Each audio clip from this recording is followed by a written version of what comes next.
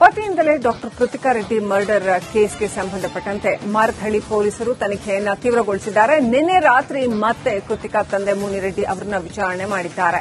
ಕೃತಿಕಾ ಬಳಸ್ತಾ ಇದ್ದಂತಹ ಲ್ಯಾಪ್ಟಾಪ್, ಮೊಬೈಲ್ಗಳನ್ನು ಕೊಡಿ ಅಂತ ಮನವಿ ಮಾಡಿದ್ದಾರೆ. ಮೊಬೈಲ್ನಲ್ಲಿ ರೆಕಾರ್ಡಿಂಗ್ಸ್ ಇದೆಯಾ, ಇಬ್ರು ಜಗಳ ಏನಾದರೂ ಮಾಡ್ತಾ ಇದ್ರಾ, ಹೀಗೆ ಅನೇಕ ವಿಚಾರಗಳ ಮೇಲೆ ಪೊಲೀಸರು ಕಣ್ಣು ಹಾಯಿಸಿದ್ದಾರೆ.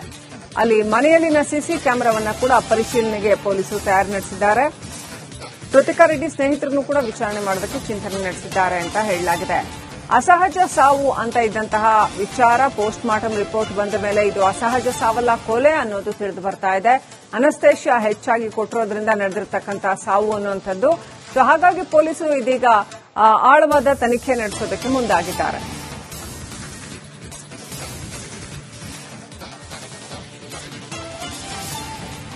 ಕೃತಿಕಾ ರೆಡ್ಡಿ ಪತಿ ಆಕೆಯನ್ನ ಕೊಲೆ ಮಾಡಿರ್ತಕ್ಕಂಥದ್ದು. ಇಬ್ರು ಡಾಕ್ಟರ್ಸ್, ಈಕೆ ಮತ್ತೆ ಆತ ಇಬ್ರು ಕೂಡ ಡಾಕ್ಟರ್ಸ್. ಹಾಗಾಗಿ ಆಕೆಯ ಪತಿಯೇ ಆಕೆಯನ್ನ ಕೊಲೆ ಮಾಡಿರ್ತಕ್ಕಂಥದ್ದು. ಯಾವ ಕಾರಣಕ್ಕೋಸ್ಕರ ಕೊಲೆಯಂತಹ ಕುಕೃತ್ಯಕ್ಕೆ ಮುಂದಾದ ಅನ್ನೋದು ಇನ್ನಷ್ಟೇ ತಿಳಿದು ಬರಬೇಕಾಗಿದೆ. ಒಂದ್ ಕಡೆ ಕೃತಿಕಾ ರೆಡ್ಡಿಗೆ ಅನಾರೋಗ್ಯ ಕಾಡ್ತಾ ಇತ್ತು ಅಂತ ಹೇಳಲಾಗ್ತಾ ಇದೆ. ಆದ್ರೆ ಅಷ್ಟಕ್ಕೆ ಯಾರಾದ್ರೂ ಕೊಲೆ ಮಾಡಿಬಿಡ್ತಾರಾ ಅನ್ನೋ ಪ್ರಶ್ನೆ. ಏನ್ ಅನಾರೋಗ್ಯ ಅನ್ನೋದ್ರ ಬಗ್ಗೆ ಕೂಡ ಕ್ಲಾರಿಟಿ ಇಲ್ಲ. ಗ್ಯಾಸ್ಟ್ರಿಕ್ ಆಗ್ತಾ ಇತ್ತು, ಅದಕ್ಕೆ ತಾನು ಔಷಧಿ ಕೊಡ್ತೀನಿ ಅಂತ ತಮ್ಮ ಮಾವನ ಹತ್ರ ಹೇಳಿದ್ದ ಅಂತ ಹೇಳಲಾಗ್ತಾ ಇದೆ.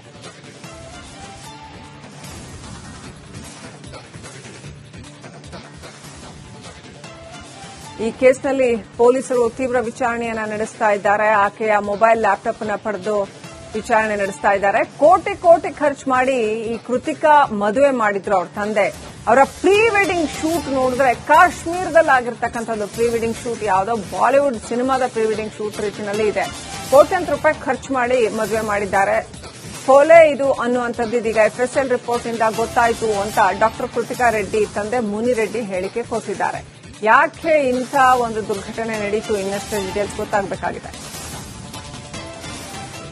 ನೋಡಿ, ಪ್ರೀ ವೆಡ್ಡಿಂಗ್ ಶೂಟ್ ಕಾಶ್ಮೀರದಲ್ಲಿ ಮಾಡಿದಂಥದ್ದು ನಮ್ಮ ತೆರೆ ಮೇಲೆ ನೀವು ನೋಡ್ತಾ ಇದ್ದೀರಿ. ಇಬ್ಬರನ್ನು ಕಾಶ್ಮೀರಕ್ಕೆ ಕಳಿಸಿ ಅಲ್ಲಿ ಪ್ರೀ ವೆಡ್ಡಿಂಗ್ ಶೂಟ್ ಮಾಡಿಸಿದ್ರು. ಬಹಳ ಖುಷಿಯಾಗಿ, ಬಹಳ ಸುಂದರವಾಗಿ ಪ್ರೀ ವೆಡ್ಡಿಂಗ್ ಶೂಟ್ ಮಾಡ್ಕೊಂಡು ಬಂದಿದ್ದಂಥದ್ದು. ಬಹಳ ಗ್ರ್ಯಾಂಡ್ ಆಗಿ ಕಾಶ್ಮೀರದಲ್ಲಿ ಹೋಗಿ ಪ್ರೀ ವೆಡ್ಡಿಂಗ್ ಶೂಟ್ ಮಾಡ್ಕೊಂಡು ಬಂದಿರುವಂತಹ ದೃಶ್ಯಗಳನ್ನ ನೋಡ್ತಾ ಇದ್ದೀರಿ. ಆರೋಪಿ ಮಹೇಂದ್ರಗೆ ಬೇರೆ ಮಹಿಳೆ ಜೊತೆ ಸಂಬಂಧ ಇತ್ತ? ಅನೈತಿಕ ಸಂಬಂಧದ ಹಿನ್ನೆಲೆ ಈ ಕೊಲೆ ಮಾಡಿರುವ ಅನುಮಾನ ವ್ಯಕ್ತವಾಗ್ತಾ ಇದೆ. ಆ ಮಹಿಳೆ ಜೊತೆ ಮಾತನಾಡೋದಕ್ಕೆ ಇನ್ನೊಂದು ಮೊಬೈಲ್ ಬಳಕೆ ಮಾಡ್ತಾ ಇದ್ನ? 2 ಮೊಬೈಲ್ಗಳನ್ನ ಆರೋಪಿ ಮಹೇಂದ್ರ ಬಳಸ್ತಾ ಇದ್ದ ಅಂತ ಹೇಳಲಾಗಿದೆ. 2 ಮೊಬೈಲ್ಗಳನ್ನು ವಶಕ್ಕೆ ಪಡೆದು ಪೊಲೀಸರು ಮಾಹಿತಿಯನ್ನು ಸಂಗ್ರಹಿಸ್ತಾ ಇದ್ದಾರೆ. ಡಿಲೀಟ್ ಆಗಿರೋ ಮಾಹಿತಿಯನ್ನು ಪಡೆಯೋದಕ್ಕೆ ಎಫ್ಎಸ್ಎಲ್ಗೆ ಕಳಿಸೋದಕ್ಕೆ ಸಿದ್ದತೆಗಳನ್ನು ಮಾಡಿಕೊಳ್ಳಲಾಗ್ತಾ ಇದೆ. ಕೃತಿಕಾ ಕೊಲೆ ಪ್ಲಾನ್ನಲ್ಲಿ ಆ ಇನ್ನೊಂದು ಮಹಿಳೆಯ ಕೈವಾಡ ಇದೆಯಾ ಅನ್ನುವಂಥ ಪ್ರಶ್ನೆ ಇದೀಗ ಎದ್ದಿದೆ. ಆ ಮಹಿಳೆ ಮತ್ತು ಮಹೇಂದ್ರ ಇಬ್ಬರೂ ಸೇರಿ ಕೊಲೆಗೆ ಸ್ಕೆಚ್ ಹಾಕಿದ್ರಾ ಅನ್ನುವಂಥ ಪ್ರಶ್ನೆ ಎದ್ದಿದೆ. ಇನ್ನಷ್ಟು ಅಪ್ಡೇಟ್ ಪಡ್ಕೊಳ್ಳೋಣ. ನಮ್ಮ ಪ್ರತಿನಿಧಿ ಮಾದೇಶ್ ಲೈವ್ ಕನೆಕ್ಟ್ ಆಗಿದ್ದಾರೆ. ಮಾದೇಶ್, ಏನೆಲ್ಲ ಡೀಟೇಲ್ಸ್ ಇದೆ, ಏನೆಲ್ಲ ಅಪ್ಡೇಟ್ ಇದೆ ಈ ಕೃತಿಕಾ ರೆಡ್ಡಿ ಮರ್ಡರ್ ಕೇಸ್ ಸಂಬಂಧಪಟ್ಟಂಗೆ? ಶ್ರೀಲಕ್ಷ್ಮಿ, ಈಗಾಗಲೇ ಕೃತಿಕಾ ರೆಡ್ಡಿ ಮರ್ಡರ್ ಕೇಸ್ಗೆ ಸಂಬಂಧಪಟ್ಟಂತೆ ಪೊಲೀಸರು ತನಿಖೆ ನಡೆಸಿದ್ದಾರೆ. ಇಲ್ಲಿ ಪೊಲೀಸರಿಗೆ ಒಂದಷ್ಟು ಚಾಲೆಂಜ್ಗಳಿದೆ.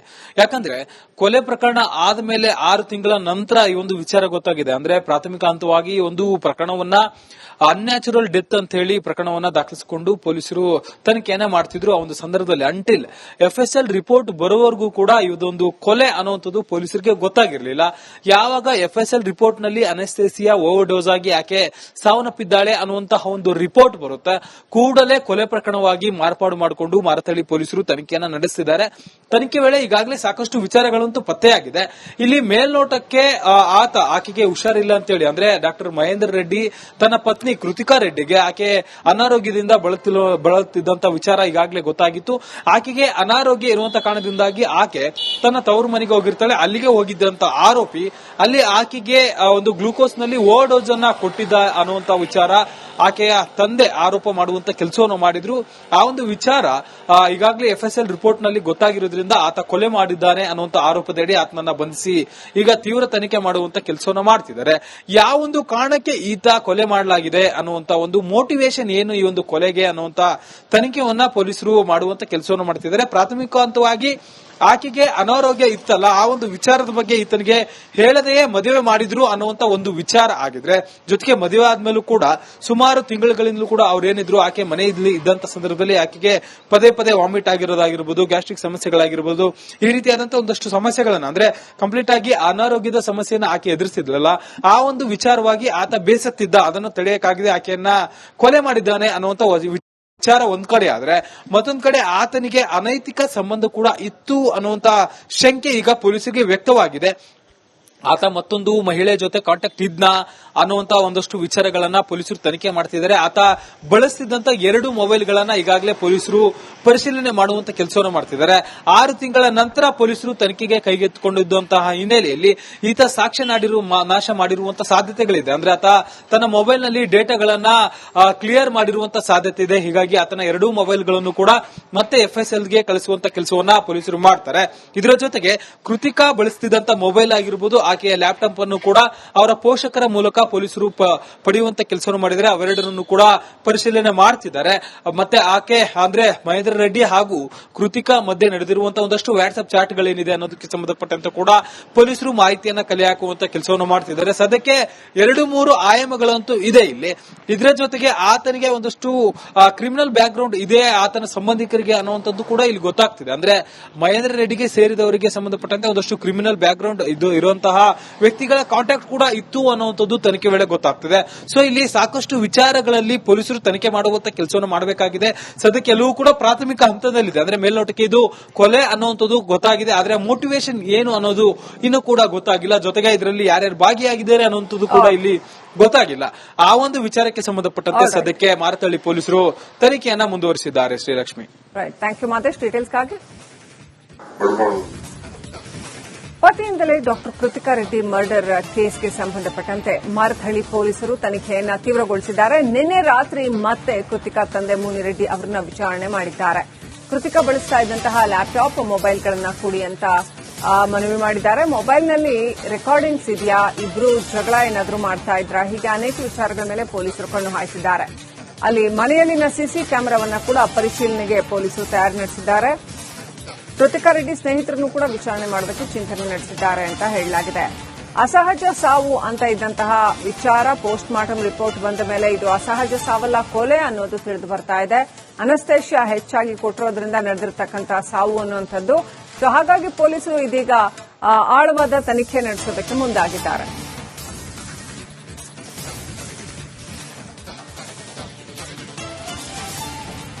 ಕೃತಿಕಾ ರೆಡ್ಡಿ ಪತಿ ಆಕೆಯನ್ನ ಕೊಲೆ ಮಾಡಿರ್ತಕ್ಕಂಥದ್ದು. ಇಬ್ರು ಡಾಕ್ಟರ್ಸ್, ಈಕೆ ಮತ್ತೆ ಆತ ಇಬ್ರು ಕೂಡ ಡಾಕ್ಟರ್ಸ್.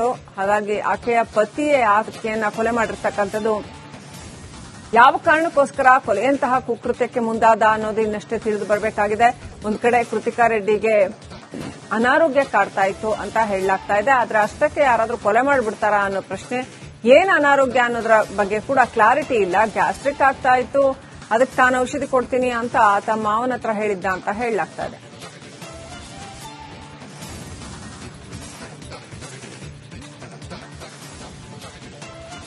ಈ ಕೇಸ್ನಲ್ಲಿ ಪೊಲೀಸರು ತೀವ್ರ ವಿಚಾರಣೆಯನ್ನ ನಡೆಸ್ತಾ ಇದ್ದಾರೆ. ಆಕೆಯ ಮೊಬೈಲ್ ಲ್ಯಾಪ್ಟಾಪ್ ಅನ್ನ ಪಡೆದು ವಿಚಾರಣೆ ನಡೆಸ್ತಾ ಇದ್ದಾರೆ. ಕೋಟಿ ಕೋಟಿ ಖರ್ಚು ಮಾಡಿ ಈ ಕೃತಿಕಾ ಮದುವೆ ಮಾಡಿದ್ರು ಅವ್ರ ತಂದೆ. ಅವರ ಪ್ರೀ ವೆಡ್ಡಿಂಗ್ ಶೂಟ್ ನೋಡಿದ್ರೆ ಕಾಶ್ಮೀರದಲ್ಲಿ ಆಗಿರ್ತಕ್ಕಂಥದ್ದು ಪ್ರೀ ವೆಡ್ಡಿಂಗ್ ಶೂಟ್, ಯಾವುದೋ ಬಾಲಿವುಡ್ ಸಿನಿಮಾದ ಪ್ರೀ ವೆಡ್ಡಿಂಗ್ ಶೂಟ್ ರೀತಿಯಲ್ಲಿ ಇದೆ. ಕೋಟ್ಯಂತರ ರೂಪಾಯಿ ಖರ್ಚು ಮಾಡಿ ಮದುವೆ ಮಾಡಿದ್ದಾರೆ. ಕೊಲೆ ಇದು ಅನ್ನುವಂಥದ್ದು ಇದೀಗ FSL ರಿಪೋರ್ಟ್ ನಿಂದ ಗೊತ್ತಾಯಿತು ಅಂತ ಡಾಕ್ಟರ್ ಕೃತಿಕಾ ರೆಡ್ಡಿ ತಂದೆ ಮುನಿರೆಡ್ಡಿ ಹೇಳಿಕೆ ಕೊಟ್ಟಿದ್ದಾರೆ. ಯಾಕೆ ಇಂಥ ಒಂದು ದುರ್ಘಟನೆ ನಡೀತು, ಇನ್ನಷ್ಟು ಡೀಟೇಲ್ಸ್ ಗೊತ್ತಾಗಬೇಕಾಗಿದೆ. ನೋಡಿ, ಪ್ರೀ ವೆಡ್ಡಿಂಗ್ ಶೂಟ್ ಕಾಶ್ಮೀರದಲ್ಲಿ ಮಾಡಿದಂಥದ್ದು ನಮ್ಮ ತೆರೆ ಮೇಲೆ ನೀವು ನೋಡ್ತಾ ಇದ್ದೀರಿ. ಇಬ್ಬರನ್ನು ಕಾಶ್ಮೀರಕ್ಕೆ ಕಳಿಸಿ ಅಲ್ಲಿ ಪ್ರೀ ವೆಡ್ಡಿಂಗ್ ಶೂಟ್ ಮಾಡಿಸಿದ್ರು. ಬಹಳ ಖುಷಿಯಾಗಿ, ಬಹಳ ಸುಂದರವಾಗಿ ಪ್ರೀ ವೆಡ್ಡಿಂಗ್ ಶೂಟ್ ಮಾಡ್ಕೊಂಡು ಬಂದಿದ್ದಂಥದ್ದು. ಬಹಳ ಗ್ರ್ಯಾಂಡ್ ಆಗಿ ಕಾಶ್ಮೀರದಲ್ಲಿ ಹೋಗಿ ಪ್ರೀ ವೆಡ್ಡಿಂಗ್ ಶೂಟ್ ಮಾಡ್ಕೊಂಡು ಬಂದಿರುವಂತಹ ದೃಶ್ಯಗಳನ್ನ ನೋಡ್ತಾ ಇದ್ದೀರಿ. ಆರೋಪಿ ಮಹೇಂದ್ರಗೆ ಬೇರೆ ಮಹಿಳೆ ಜೊತೆ ಸಂಬಂಧ ಇತ್ತ? ಅನೈತಿಕ ಸಂಬಂಧದ ಹಿನ್ನೆಲೆ ಈ ಕೊಲೆ ಮಾಡಿರುವ ಅನುಮಾನ ವ್ಯಕ್ತವಾಗ್ತಾ ಇದೆ. ಆ ಮಹಿಳೆ ಜೊತೆ ಮಾತನಾಡೋದಕ್ಕೆ ಇನ್ನೊಂದು ಮೊಬೈಲ್ ಬಳಕೆ ಮಾಡ್ತಾ ಇದ್ನ? 2 ಮೊಬೈಲ್ಗಳನ್ನ ಆರೋಪಿ ಮಹೇಂದ್ರ ಬಳಸ್ತಾ ಇದ್ದ ಅಂತ ಹೇಳಲಾಗಿದೆ. 2 ಮೊಬೈಲ್ಗಳನ್ನು ವಶಕ್ಕೆ ಪಡೆದು ಪೊಲೀಸರು ಮಾಹಿತಿಯನ್ನು ಸಂಗ್ರಹಿಸ್ತಾ ಇದ್ದಾರೆ. ಡಿಲೀಟ್ ಆಗಿರೋ ಮಾಹಿತಿಯನ್ನು ಪಡೆಯೋದಕ್ಕೆ ಎಫ್ಎಸ್ಎಲ್ಗೆ ಕಳಿಸೋದಕ್ಕೆ ಸಿದ್ಧತೆಗಳನ್ನ ಮಾಡಿಕೊಳ್ಳಲಾಗ್ತಾ ಇದೆ. ಕೃತಿಕಾ ಕೊಲೆ ಪ್ಲಾನ್ನಲ್ಲಿ ಆ ಇನ್ನೊಂದು ಮಹಿಳೆಯ ಕೈವಾಡ ಇದೆಯಾ ಅನ್ನುವಂತ ಪ್ರಶ್ನೆ ಇದೀಗ ಎದ್ದಿದೆ. ಆ ಮಹಿಳೆ ಮತ್ತು ಮಹೇಂದ್ರ ಇಬ್ಬರೂ ಸೇರಿ ಕೊಲೆಗೆ ಸ್ಕೆಚ್ ಹಾಕಿದ್ರಾ ಅನ್ನುವಂತ ಪ್ರಶ್ನೆ ಎದ್ದಿದೆ. ಇನ್ನಷ್ಟು ಅಪ್ಡೇಟ್ ಪಡ್ಕೊಳ್ಳೋಣ. ನಮ್ಮ ಪ್ರತಿನಿಧಿ ಮಾದೇಶ್ ಲೈವ್ ಕನೆಕ್ಟ್ ಆಗಿದ್ದಾರೆ. ಮಾದೇಶ್, ಏನೆಲ್ಲ ಡೀಟೇಲ್ಸ್ ಇದೆ, ಏನೆಲ್ಲ ಅಪ್ಡೇಟ್ ಇದೆ ಈ ಕೃತಿಕಾ ರೆಡ್ಡಿ ಮರ್ಡರ್ ಕೇಸ್ ಸಂಬಂಧಪಟ್ಟಂಗೆ?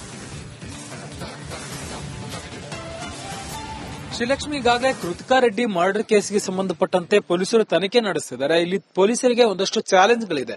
ಯಾಕಂದ್ರೆ ಕೊಲೆ ಪ್ರಕರಣ ಆದ ಮೇಲೆ 6 ತಿಂಗಳ ನಂತರ ಈ ಒಂದು ವಿಚಾರ ಗೊತ್ತಾಗಿದೆ. ಅಂದ್ರೆ ಪ್ರಾಥಮಿಕ ಹಂತವಾಗಿ ಈ ಒಂದು ಪ್ರಕರಣವನ್ನ ಅನ್ಯಾಚುರಲ್ ಡೆತ್ ಅಂತ ಹೇಳಿ ಪ್ರಕರಣವನ್ನ ದಾಖಲಿಸಿಕೊಂಡು ಪೊಲೀಸರು ತನಿಖೆಯನ್ನ ಮಾಡ್ತಿದ್ರು. ಆ ಒಂದು ಸಂದರ್ಭದಲ್ಲಿ ಅಂಟಿಲ್ ಎಫ್ಎಸ್ಎಲ್ ರಿಪೋರ್ಟ್ ಬರೋವರೆಗೂ ಕೂಡ ಇದೊಂದು ಕೊಲೆ ಅನ್ನುವಂಥದ್ದು ಪೊಲೀಸರಿಗೆ ಗೊತ್ತಾಗಿರಲಿಲ್ಲ. ಯಾವಾಗ ಎಫ್ಎಸ್ಎಲ್ ರಿಪೋರ್ಟ್ ನಲ್ಲಿ ಅನೆಸ್ಥೇಸಿಯಾ ಓವರ್ ಡೋಸ್ ಆಗಿ ಆಕೆ ಸಾವನ್ನಪ್ಪಿದ್ದಾಳೆ ಅನ್ನುವಂತಹ ಒಂದು ರಿಪೋರ್ಟ್ ಬರುತ್ತೆ, ಕೂಡಲೇ ಕೊಲೆ ಪ್ರಕರಣವಾಗಿ ಮಾರ್ಪಾಡು ಮಾಡಿಕೊಂಡು ಮಾರತಹಳ್ಳಿ ಪೊಲೀಸರು ತನಿಖೆಯನ್ನ ನಡೆಸಿದ್ದಾರೆ. ತನಿಖೆ ವೇಳೆ ಈಗಾಗಲೇ ಸಾಕಷ್ಟು ವಿಚಾರಗಳಂತೂ ಪತ್ತೆಯಾಗಿದೆ. ಇಲ್ಲಿ ಮೇಲ್ನೋಟಕ್ಕೆ ಆಕೆಗೆ ಹುಷಾರಿಲ್ಲ ಅಂತೇಳಿ, ಅಂದ್ರೆ ಡಾಕ್ಟರ್ ಮಹೇಂದ್ರ ರೆಡ್ಡಿ ತನ್ನ ಪತ್ನಿ ಕೃತಿಕಾ ರೆಡ್ಡಿಗೆ ಆಕೆ ಅನಾರೋಗ್ಯದಿಂದ ಬಳಲುತ್ತಿದ್ದಂತ ವಿಚಾರ ಈಗಾಗಲೇ ಗೊತ್ತಾಗಿತ್ತು.